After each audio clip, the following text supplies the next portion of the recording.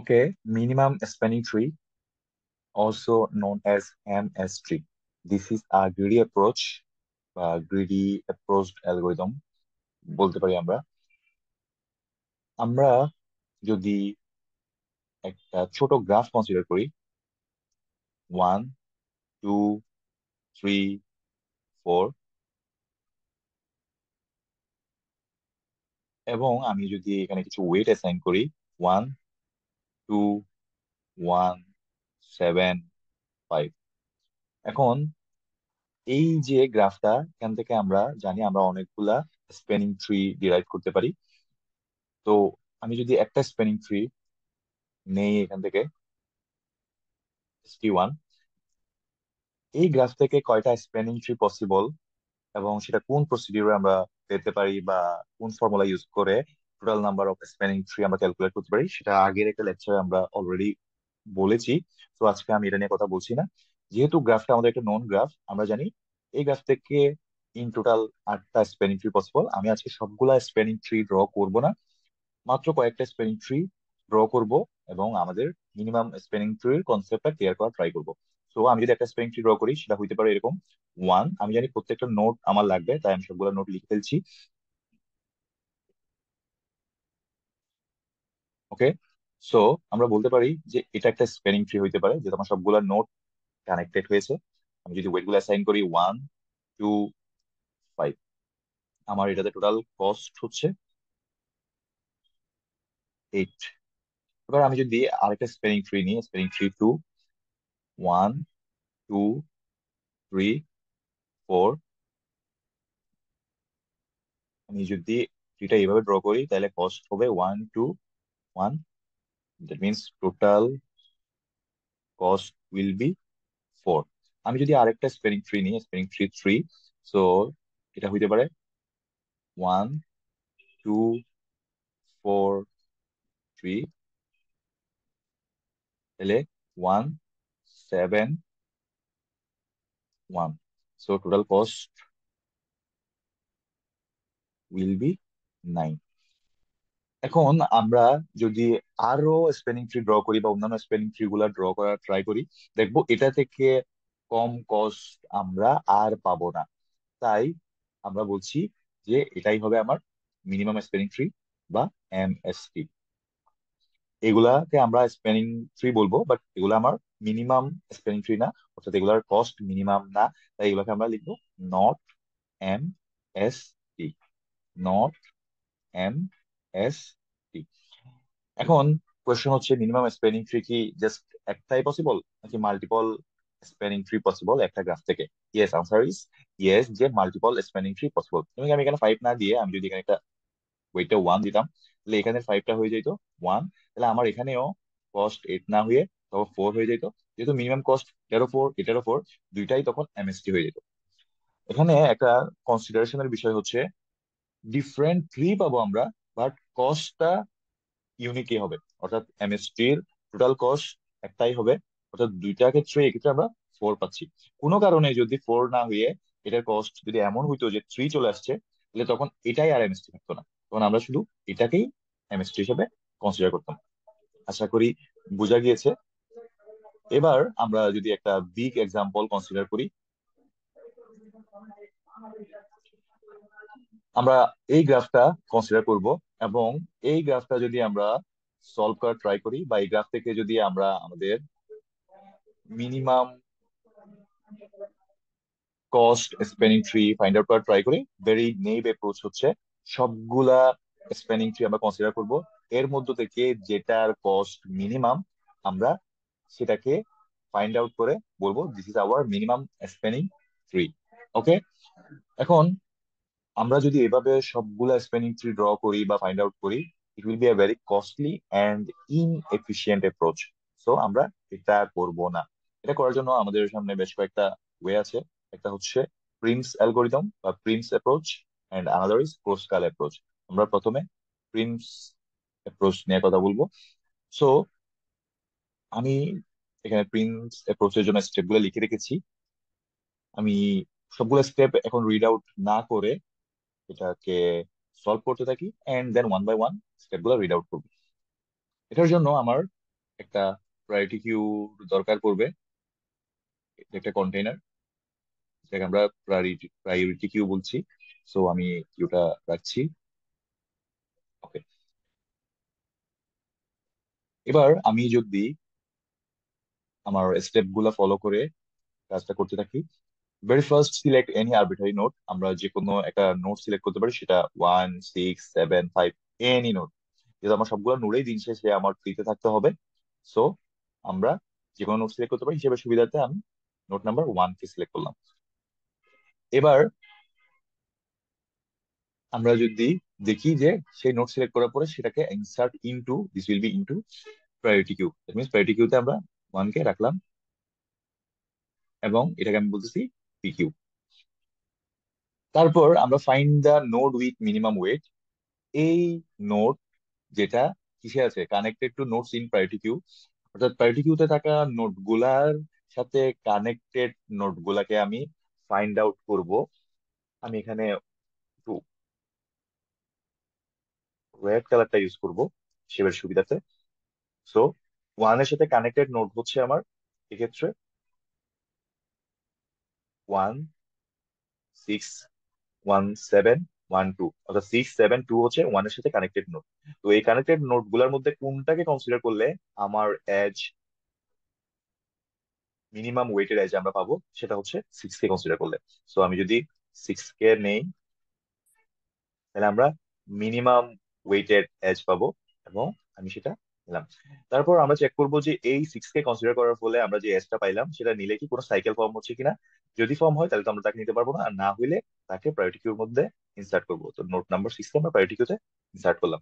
আমি একটু মার্ক করে রাখতেছি যে আমি এই নোটটাকে কনসিডার করার কারণে এই এজটা কভার হয়ে গেছে। এবার আমার কাছে 1 এবং 6 দুইটা নোডে আছে। এখন আমরা স্টেপ নাম্বার 2 তে যাব। 2 তে গিয়ে এই যে প্রায়োরিটি কিউতে থাকা সবগুলা নোডের সাথে কানেক্টেড নোড গুলা কনসিডার করব, যাতে মিনিমাম এজ আমরা নিতে পারি। সো 1 এবং 6 এর সাথে কানেক্টেড নোড হচ্ছে এখন 7, 2, এবং 6 এর সাথে কানেক্টেড হচ্ছে 5। তো এর মধ্যে মিনিমাম ওয়েটেড নোড হচ্ছে, মানে মিনিমাম ওয়েটেড এজ হচ্ছে যেটা 1, 7, অর্থাৎ নোট নাম্বার 7 কে নিলে আমরা মিনিমাম ওয়েটেড এজটা পাবো। সো আমরা এটাকে কনসিডার করছি, এবং আমরা দেখছি এটা কোনো ধরনের সাইকেল ফর্ম করছে না। আর আমরা এটাকে প্রায়োরিটিতে ইনসার্ট করলাম। সো আমি যে এটাকে নিয়েছি এটাকে মার্ক করছি। এবার আমার সামনে এভেলেবেল অপশন গুলো হচ্ছে 1, 6, 7 এর সাথে কানেক্টেড, অর্থাৎ এই তিনটা নোডের সাথে কানেক্টেড নোড গুলাকে কনসিডার করা, যেটা আমাকে মিনিমাম এজ প্রোভাইড করবে। তো 28 কস্ট সম্বলিত নোড নাম্বার 2। তারপর আমি যদি এটাকে কনসিডার করি তাহলে 24। আমি যদি এটাকে কনসিডার করি 25। আমি যদি 7 থেকে 4 এটাকে কনসিডার করি আমি পাবো 18। আমার কাছে মনে হচ্ছে এটাই মিনিমাম। সো 7 এর পরে আমরা যদি নোট নাম্বার 4 কে নিই, তাহলে আমরা ওয়েট 18 সম্বলিত এজটা পাবো। সো আমি এখানে 4 কে অ্যাড করছি। এটাও কিন্তু আমার কোনো ধরনের সাইকেল ফর্ম করছে না। আমি এটাকে কালার করে দিচ্ছি। ওকে, এবার আমি দেখবো হচ্ছে আমার 1, 6, 7, 4 এই নোটগুলোর সাথে কানেক্টেড কোন নোটটা আমাকে মিনিমাম এজ প্রোভাইড করে। সো আমার সামনে অ্যাভেলেবল অপশন হচ্ছে এই যে এই নোটটা, এই এজটা নেয়া, এই এজটা নেয়া, তারপর এই এজটা নেয়া, ওকে, এই এজটা নেয়া, এবং 4, 3 এই এজটা নেয়া। আমার কাছে মনে হচ্ছে 4, 3 এই এজটা মিনিমাম ওয়েট প্রোভাইড করবে। সো আমরা এটাকে নিচ্ছি। 4 এর পরে আমরা 3 কে প্রায়োরিটি কিউতে অ্যাড করে দিচ্ছি। এখনো কোনো ধরনের সাইকেল ফর্ম হয়নি। এবার আমরা কনসিডার করব বাকি, যে এটাকে যে দিলাম এটাকে আমি কালার করে দিচ্ছি। এবার আমরা এই প্রায়োরিটি কিউতে থাকা এই নোটগুলোর সাথে কানেক্টেড এজ, যেটা আমাকে মিনিমাম ভ্যালু প্রোভাইড করবে বা মিনিমাম কস্ট সম্বলিত এজ, সেটা হচ্ছে এটা 3 থেকে 2। সো আমরা যদি 3 থেকে 2 এটাকে নেই, সো নেওয়ার পর এটাকে আমি যদি কালার করে দিই, এবং ওয়েট হচ্ছে 16, আমরা এটাকে এখানে অ্যাড করলাম। এবার এবার আমার কাছে অ্যাভেলেবেল অপশন গুলার মধ্যে আমরা দেখতে পাচ্ছি যে 4 থেকে 5 হচ্ছে মিনিমাম। সো আমি 4 থেকে 5 এটাকে নিলাম, 5 কে এখানে অ্যাড করলাম। সো 22। এবার আমি যদি এভেলেবল অপশন গুলোর মধ্যে খেয়াল করি, তাহলে মিনিমাম হচ্ছে 7 থেকে 5। 7 থেকে 5 যদি আমি নেই, তাইলে এটা সাইকেল ফর্ম করে, যে কারণে আমরা এটাকে নিতে পারবো না। তো নিলাম না। তারপর আমি যদি এটাকে সেকেন্ড, এটাকে কনসিডার করি 5 থেকে 6, সেটাও আমার জন্য সাইকেল ফর্ম করে, তাই আমি এটাকেও নিব না এবং ক্রস আউট করে দিলাম। তারপর আমি যদি 1 2 এটাকে কনসিডার করি, এটাও আমার জন্য সাইকেল ফর্ম করে, আমি এটাকেও নিব না। তো এরই মধ্য দিয়ে আমরা বলতে পারি আমরা সবগুলা এজ কে কনসিডার করে ফেলেছি, এবং যাদের নেওয়া পসিবল তাদেরকে নিয়েছি। ওকে।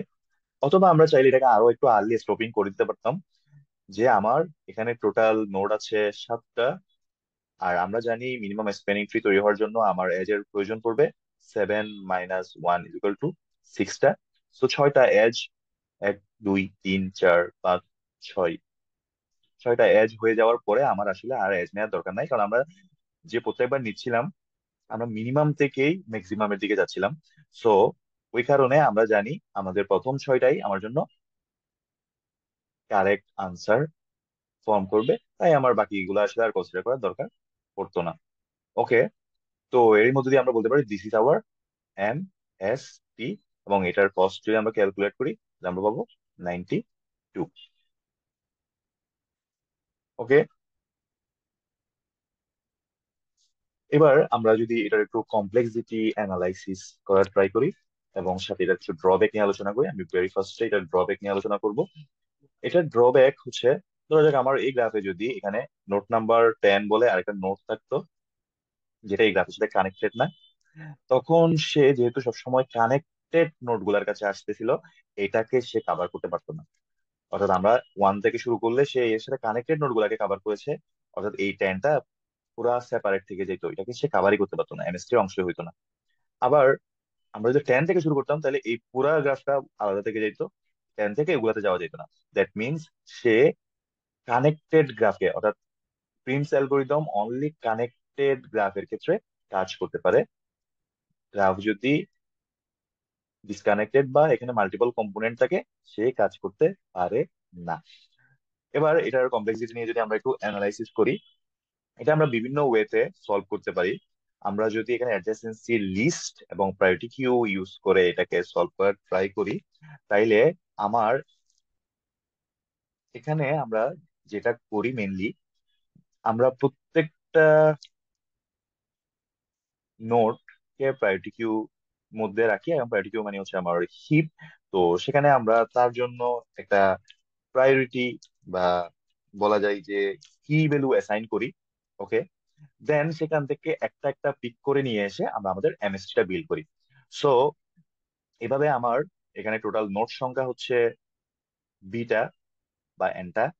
তো প্রায়োরিটি কিউ থেকে বা হিপ থেকে আমার, এটা হচ্ছে আমার নোট সংখ্যা, নোটস বি। তো প্রায়োরিটি কিউ থেকে একটা নোটকে পিক করে নিয়ে আসা বা এক্সট্রাক্ট করে নিয়ে আসার জন্য এনটা নোডের মধ্যে থেকে কস্ট হচ্ছে লগ বি। এভাবে আমাকে প্রত্যেকটা নোটকে একবার করে সে কনসিডার করতে হবে। সো টোটাল বিটা নোডের জন্য কস্ট হচ্ছে বি লগ বি। ওকে। এবার আমার এখানে এজেস হচ্ছে, ধরে নিই আমরা ইটা। ওকে। তো আমরা যখনই হচ্ছে একটা নোটকে পিক করে নিয়ে আসি, অর্থাৎ মিনিমাম ওয়েট সম্বলিত একটা নোটকে পিক করে নিয়ে আসি, তখন তাকে নিয়ে আসার পরে, অর্থাৎ এমএসটি তে তাকে রাখার পরে, তার সাথে যারা নেইবার তাদের ওয়েট গুলা আমরা কনসিডার করি। তো আমরা যখনই হিপটা বিল করেছি, ওখানে যেই কি গুলা অ্যাসাইন করেছি, এখন আমরা যদি দেখি যে আমি এমএসটি তে যারা আছে তাদের নেইবার নোট গুলার কোনোটা যদি আমি আসলে হিপ বিল্ডিং এ যেই কিটা অ্যাসাইন করেছি বা যে প্রায়োরিটিটা অ্যাসাইন করেছি, সেটা যদি আপডেট করার প্রয়োজন পড়ে, তাহলে আমাকে তো আপডেট করতে হবে।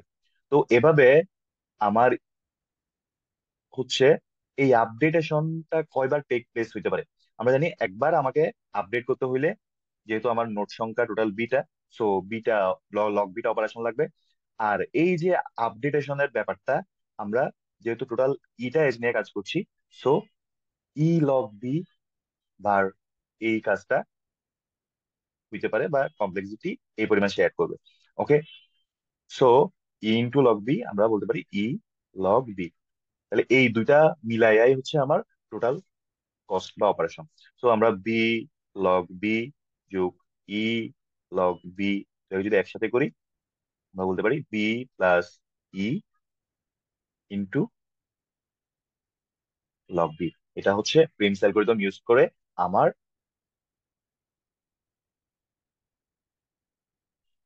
কস্ট। সো প্রিমস অ্যালগরিদম নিয়ে আমাদের ইয়ে মোটামুটি বলা যায় এটাই।